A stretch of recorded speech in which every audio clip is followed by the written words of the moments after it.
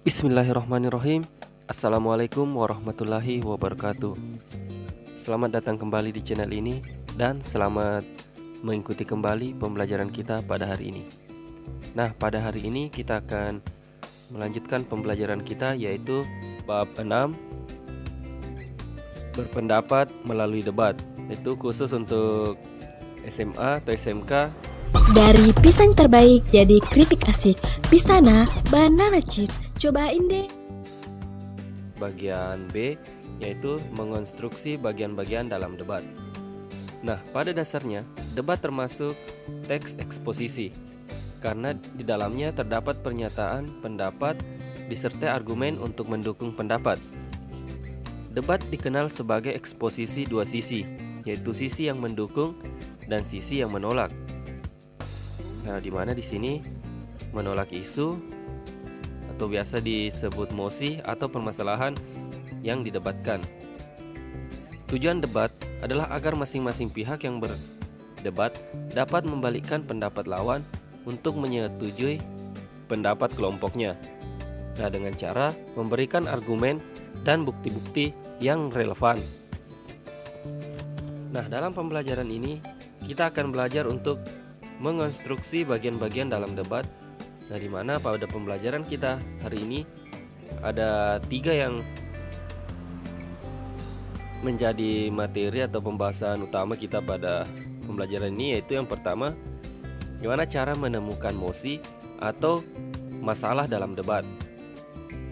Kemudian yang kedua, bagaimana cara kita menganalisis pendapat atau argumen dalam debat. Nah, kemudian yang akan kita bahas juga pada pembelajaran hari ini, yaitu bagaimana meringkas hasil debat. Nah, jadi langsung saja. Yang pertama, bagaimana merumuskan mosi berdasarkan isu atau permasalahan yang sedang berkembang. Nah, pernyataan topik atau mosi adalah isu atau permasalahan tertentu yang akan didebatkan oleh 3 pihak, yaitu tim pendukung atau tim afirmasi, tim penyanggah atau tim oposisi, dan tim netral. Pernyataan topik dapat bersifat positif dan negatif. Mosi dalam debat sama dengan topik dalam sebuah teks.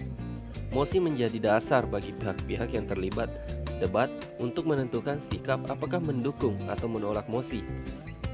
Berdasarkan mosi, semua pihak dapat menyiapkan argumen untuk mendukung pendapatnya tentang mosi.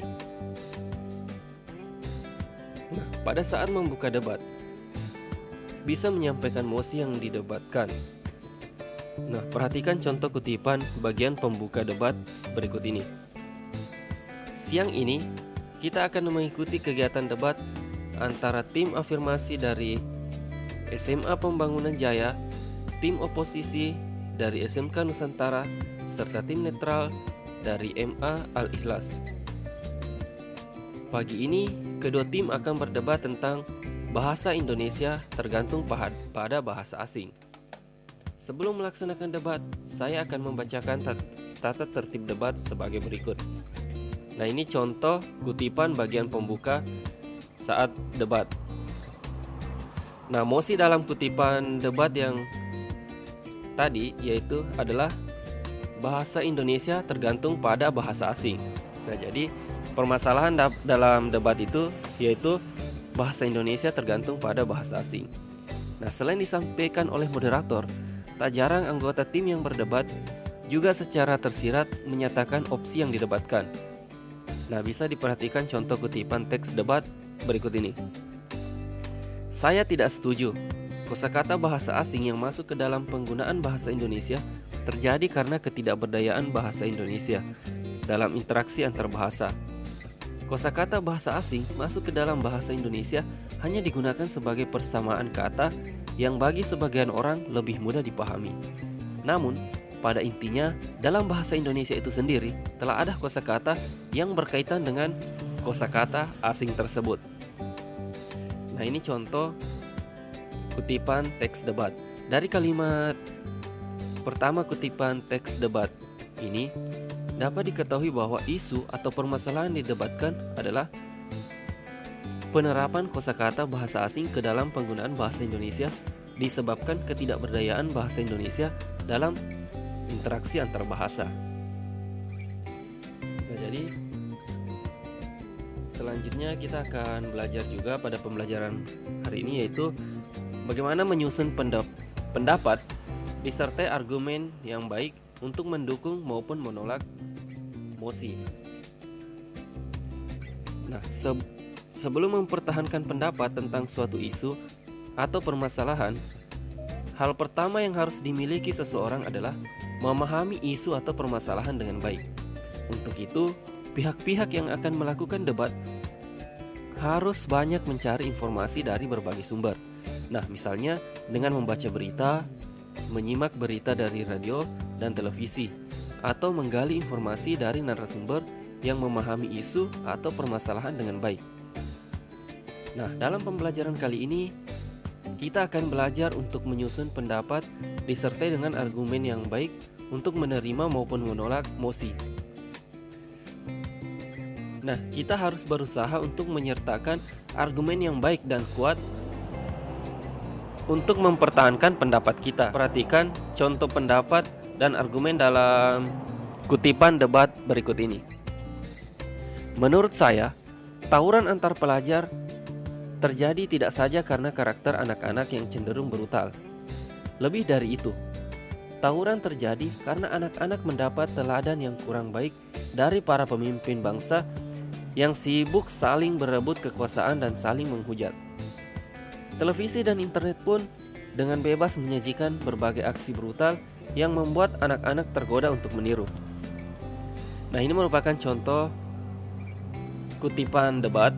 Nah, dalam kutipan debat ini, pembicara menyampaikan pendapatnya bahwa tawuran antar pelajar terjadi tidak saja karena karakter anak-anak yang cenderung brutal. Alasan atau argumen yang disampaikan adalah sebagai berikut. Nah, yang pertama, lebih dari itu, tawuran terjadi karena anak-anak mendapat teladan yang kurang baik dari para pemimpin bangsa yang sibuk saling berebut kekuasaan dan saling menghujat. 2. Televisi dan internet pun dengan bebas menyajikan berbagai aksi brutal yang membuat anak-anak tergoda untuk meniru.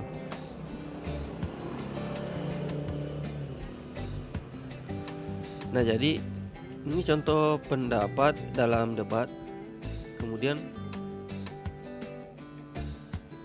yang memberikan pendapatnya kemudian disertai dengan dua alasan untuk mendukung pendapatnya tersebut. Nah, jadi dalam berdebat seperti itu, ketika kita menyampaikan argumen, itu harus disertai dengan alasan-alasan untuk mendukung argumen tersebut. Nah, selanjutnya kita juga akan mempelajari yaitu bagaimana cara menyimpulkan hasil debat. Nah, pada pembelajaran ini kita akan belajar menyusun simpulan dalam debat. Simpulan menjadi pernyataan terakhir yang harus disampaikan setiap tim saat berdebat setelah pernyataan pendapat dan argumen yang mendukung pendapat. Nah, simpulan yang baik harus mampu menggambarkan isi pendapat dan argumen yang telah diuraikan sebelumnya, serta mampu menjadi penegasan ulang pendapat tim terhadap mosi. Tahapan terakhir yang harus dilakukan oleh pihak yang berdebat, baik tim afirmasi maupun tim oposisi, adalah menyampaikan simpulan. Nah, simpulan tersebut dirumuskan berdasarkan pendapat dan argumen yang telah disampaikan sebelumnya. Simpulan dapat juga disebut sebagai hasil dari pembicaraan, karena simpulan dalam debat disusun berdasarkan pendapat dan argumen yang telah disampaikan sebelumnya. Maka, penalaran yang digunakan dalam menyusun simpulan debat termasuk dalam penalaran induktif. Nah, ada 3 cara untuk menarik simpulan dengan penalaran induktif, yaitu yang pertama, generalisasi, kedua, analogi, dan yang ketiga, sebab akibat. Nah, yang pertama, generalisasi. Penarikan simpulan dengan cara generalisasi berpangkal pada pernyataan-pernyataan yang bersifat khusus, fenomena khusus, yang kemudian ditarik pernyataan yang bersifat general atau umum. Kemudian analogi, berdasarkan proses penarikan simpulan yang didasarkan atas perbandingan dua hal yang berbeda, tetapi karena mempunyai kesamaan segi, fungsi atau ciri, kemudian keduanya dibandingkan atau disamakan.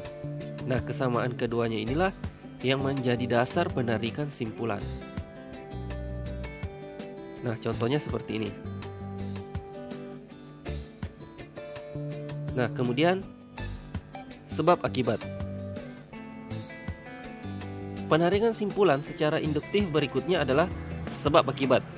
Dalam pola penalaran ini, sebab bisa menjadi gagasan utama, sedangkan akibat menjadi gagasan penjelasnya.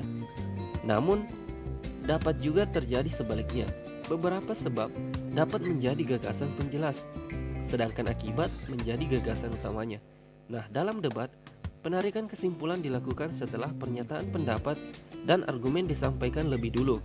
Maka, pola yang kedua lebih tepat. Nah, oleh karena itu, akibat menjadi gagasan utama, sedangkan sebab-sebabnya menjadi gagasan penjelas yang disampaikan lebih dulu. Nah, kita bisa perhatikan contoh berikut ini. Ini adalah contoh penarikan kesimpulan untuk sebab akibat.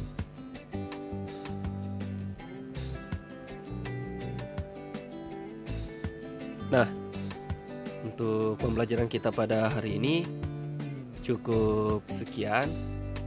Nah, terima kasih sudah mengikuti pembelajaran ini. Sampai ketemu di pembelajaran kita yang